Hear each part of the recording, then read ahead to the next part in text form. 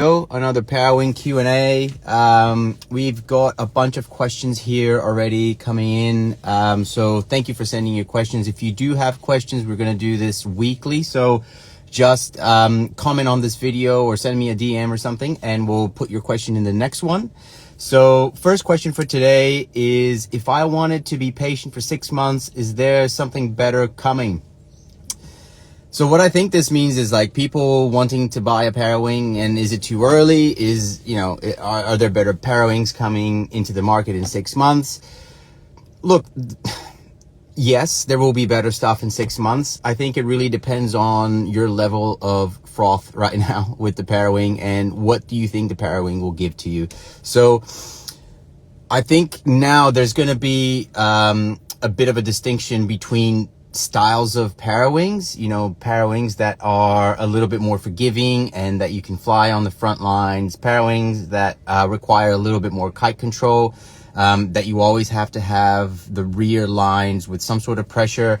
So I think it's more important for you to understand what style of Parawing you will want to get, and then start looking into the different brands and what they offer. Now, I also believe that if you wait 6 months and buy a Parawing, that Parawing will also be obsolete in another 6 months. So honestly, right now, if you want to get into the sport and you want to make it cheap, you want to make it very easy, maybe just buy a secondhand Parawing. And they don't come by that often, but you can get some good deals. I ended up selling my BRM very cheap to one of my kite buddies here. So look, you'll find those deals online, but this mentality, will stuff be better in 6 months or not? Of course it will be, and the evolution, I think, in the next 2 years will be significant in those kind of semester chunks. So yeah, up to you, but I would just get onto it. I remember as soon as I got interested in the Parawing, I went online and I started seeing Greg and all those guys kind of going upwind, and my mind just blew. I literally, within 10 minutes of watching a bunch of videos, I went on the website and I bought a BRM, full price. It was $50 shy of two grand Australian, and I got it. So it really depends on your level of froth.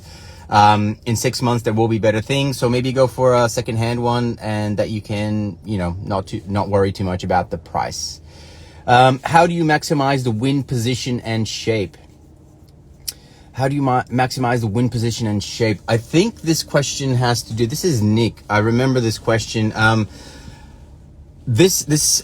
I think when you get the Parawing and you're not quite sure where to leave it in the wind, like in front of you, to ride, I saw this guy that sent the question. He has the wing up high all the time, so his wing sits at 12 o'clock for a lot of the session, and he's trying to get up that way.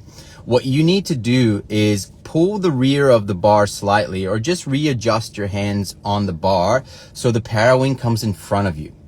With the Parawing in front of you, that will have the most amount of wind catching the canopy, and that's where the power is. If you leave it at 12, it has to be a very strong wind for it to be able to pick you up and get you going. So to maximize wind position and shape, I'm not sure about shape, but wind position, if you want to maximize how much wind is actually catching the Parawing, bring it down. And to bring it down, we go to the rear lines, and we just put some pressure on the rear lines. Those are your brake lines, and that will bring the Parawing down. Cool. When do you pump the wing? So there's 2 questions about pumping here, and I love that everybody's joining. If you have a question, just write it in the comment there, and I'll see if I can get to it on this one. So 2 questions about pumping. How do you pump the wing? Is there a technique to be able to pump the Parawing at all? I was trying to pull on it to unstick the board as pumping up, but no luck. Okay, so pumping the Parawing. First thing with pumping the Parawing is, the bigger the Parawing, the easier it is to pump it. The small Parawings, if you pull on it, you will lose a lot of that power. And the bigger Parawings, they're gruntier, and they just like they're trucks in the water. They just want to keep pulling. So if you tug, it'll still keep pulling you, right? techniques for you to pump the Parawing, and in this case, pumping the Parawing coming out of the water to unstick your board. The way I do it, I started thinking about it, how I do it with the paddle, right? So when you're paddling, the moment you put the blade on the water to the moment you release the blade of the water, that's when your board is going nose into the water, right? That's the down slope of that pump.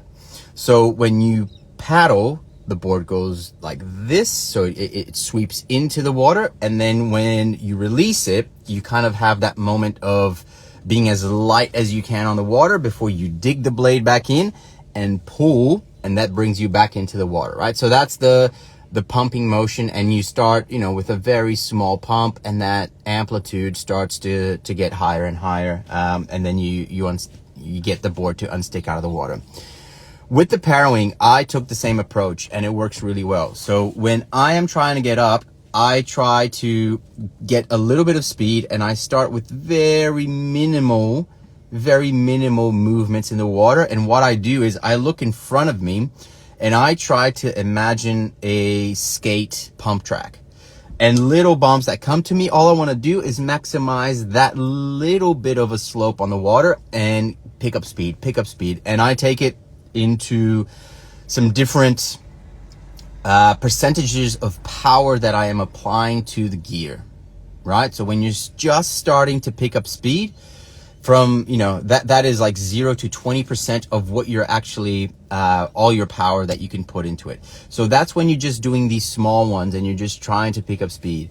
For maybe 20 to 40, that's when you start to maybe just input a little bit more on the Parawing. So when you're coming down on the bump, pull it the same way you do with the paddle.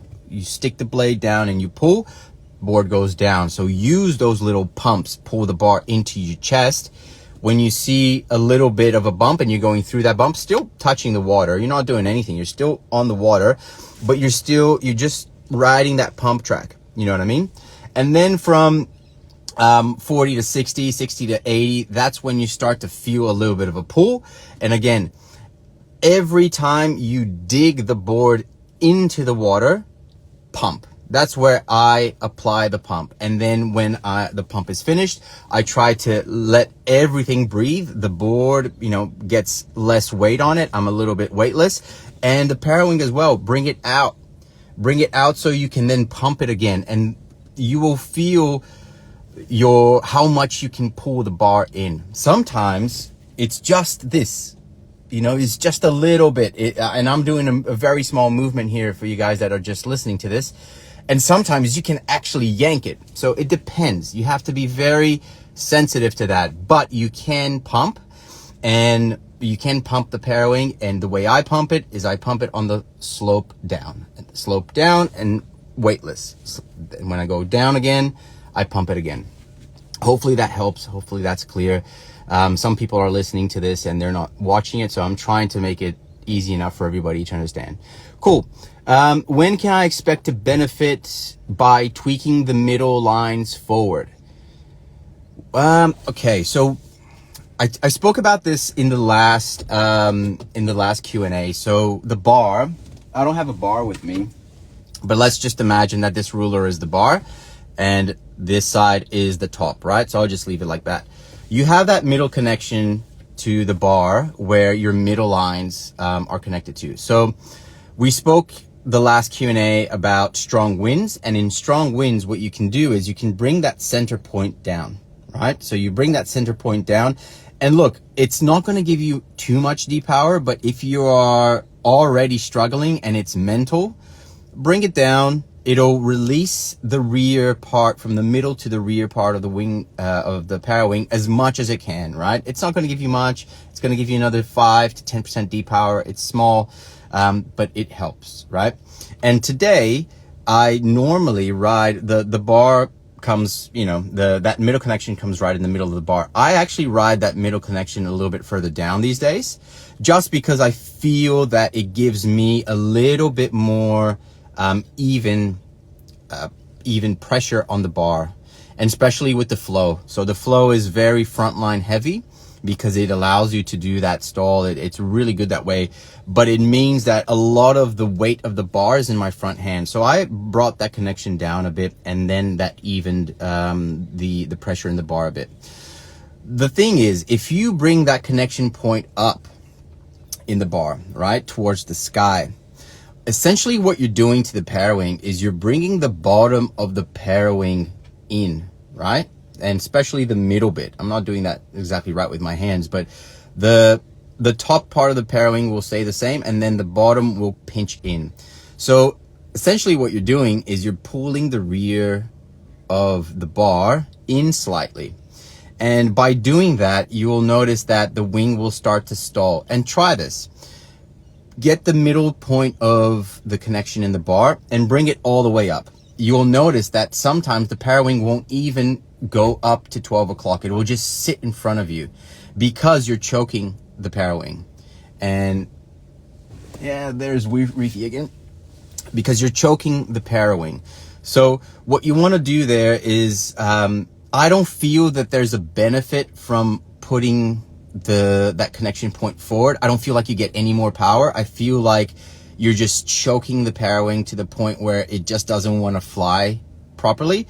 But that's what it does. It literally brings the back of the Parawing in, which means you're hitting the brakes, which means you're holding a lot more energy.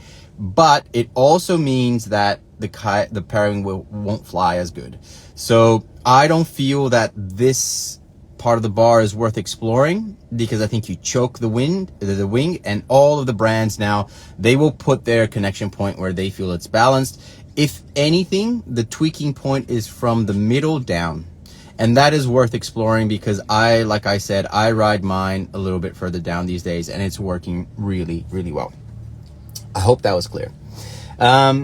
Here we go. Another question. Do you think that the little plastic structures in the flow leading edge can be deformed if not careful? Yes, 100%. So when we are, if you look at your Parawing and you look at the leading edge, you will notice that there's like really small little plastics that sit inside the leading edge. And those plastics, they're pretty beefy for how thin they are. I wasn't really noticing too much how I was packing the Parawing. I would just, smash it in stuff, and nothing broke, nothing got damaged. But over time, if you do that, I do believe that you might start damaging your Parawing. And when you're putting it away and like in your bag to stay, out of the water, it's important to do the same way that like paragliders pack their wings. And I'm going to do a video about this because it's a small thing, but it can really help you when you're packing. So can they get damaged? Yes. I'm not going to explain right now how to pack the Parawing. I have a video online, but it doesn't really show this. I forgot the term for it, but it's basically just overlaying those little structures so it doesn't get damaged.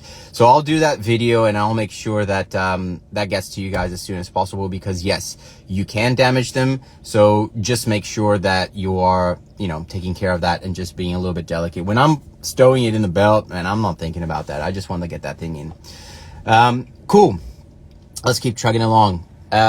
We have a question about how to go through white water when foiling. Dude, man, white water is so hard to navigate. And how do I do that? So if I'm riding the waves and, I'm getting through that white water zone, it's a tough one, because all of the wings today, like people will ride high aspect wings. The high aspect wings are probably the worst ones for white water turbulence. They are the ones that will be affected, and you will feel the influence of having that white water on a high aspect. And a high aspect, I'm meaning like a 13 aspect ratio, something like that. I ride the S series, which is a little bit better for that. The S series is a 9.5, 9.6 aspect ratio. But what I do is I bring my Parawing up to 12, and I pick up some speed, right? If I can see that I'm going to go through, let's say 10, 20 meters of white water, I pick up some speed. I bring my Parawing up and I hold the front and the rear equally. So I want that powered, and having it up will just get you a little bit lighter on the board. And then I literally just hold on to dear life and hope that I make it through, because sometimes the white water is horrendous and you'll just punch through and you'll go down. But sometimes it's not that bad and you're able to manage that. And I tend not to move the Parawing too much. I'm not pumping. I'm definitely not pumping.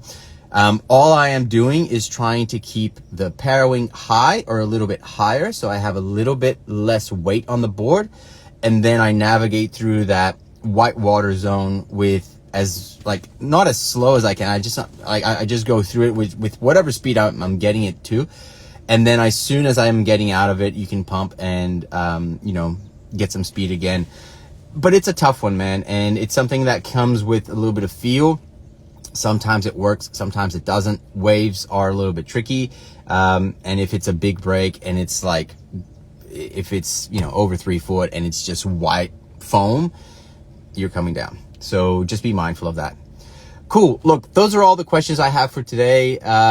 If you guys have any questions, again, shoot me a DM, put them in the comments of this video. I'm going to be doing these videos on a weekly basis, just answering questions about parawinging that people can refer to later. So if you have anything that you want answered, any burning questions, write me a note on any social media channel and we'll get them answered for you, mate. Cheers.